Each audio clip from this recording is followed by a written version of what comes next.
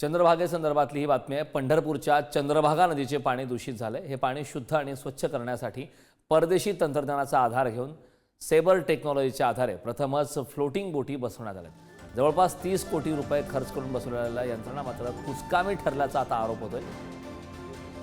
Sabre टेक्नॉलॉजीच्या आधारे floating बोटी बसवण्यात आलेल्या आहेत। यंत्रणा मात्र कुचकामी ठरल्याचं समोर येतं। याबाबत आमदार समाधान आवताडे आणि आमदार अभिजित पाटील यांनी विधानसभेत आवाज उठवूनही चंद्रभागेची परिस्थिती जैसे थेच आहे अशी सांगितलं। याचा आढावा घेतला आमचे प्रतिनिधी माऊली टांगे।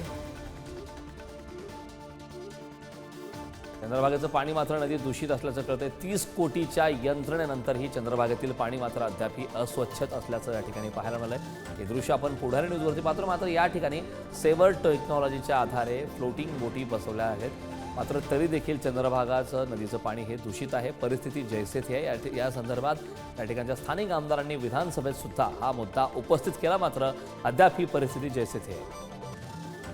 श्रद्धास्थान असलेल्या चंद्रभागेचं विठ्ठलाचं मंदिर आहे आणि मी आता चंद्रभागेच्या तीरावर उभा आहे। आपण एकूण बघितलं तर जर्मन टेक्नॉलॉजीची सेबर कंपनीच्या नावाची जी सेबर कंपनी जर्मन टेक्नॉलॉजी वापरून जलशुद्धीकरण करण्याचं काम सध्या पंढरपूरच्या चंद्रभागेमध्ये सुरू आहे। आपण एकंदरीत बघितलं तर या चंद्रभागेमध्ये 4 मशिनी बसवण्यात आलेल्या आहेत की जे की जलशुद्धीकरण करण्यात येतात आणि हेच पाणी शुद्ध करून पुन्हा नदीमध्ये सोडलं जातं आणि त्याच नदीमध्ये भाविक येताना स्नान करतात आणि तीर्थसुद्धा घेतलं जातं आणि मग विठ्ठलाच्या दर्शनासाठी गेलं जातं। परंतु आपण पाहिलं तर आज चंद्रभागेच्या नदी पात्रामध्ये प्रचंड शेवाळ साचलेला आहे, प्रचंड घाणीचं साम्राज्य पसरलेलं आहे।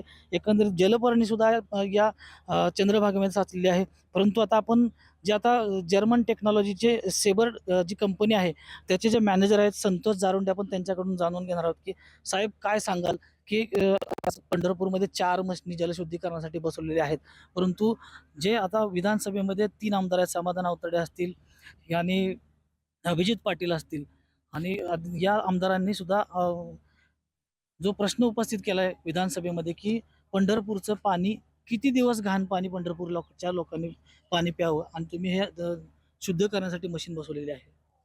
ही जी दिसणारी घाण आहे ही बाह्य घाण आहे।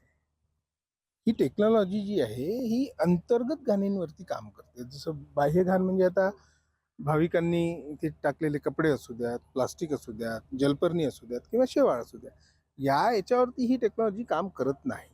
ह्याच्यामध्ये जो TDS, TSS, COD किंवा BOD ही जी अंतर्गत इम्प्युरिटी आहे, अंतर्गत प्रदूषण आहे, याच्यावरती ही टेक्नॉलॉजी काम करणार। एकंदरीत आपण पाहिलं तर या नदीपात्रामध्ये पाणी नाही आहे आणि तरी सुद्धा हे काम तुम्ही कसं करणार? कंपनीशी कोट्यवधी रुपये खर्च करून ही कंपनी काम करते।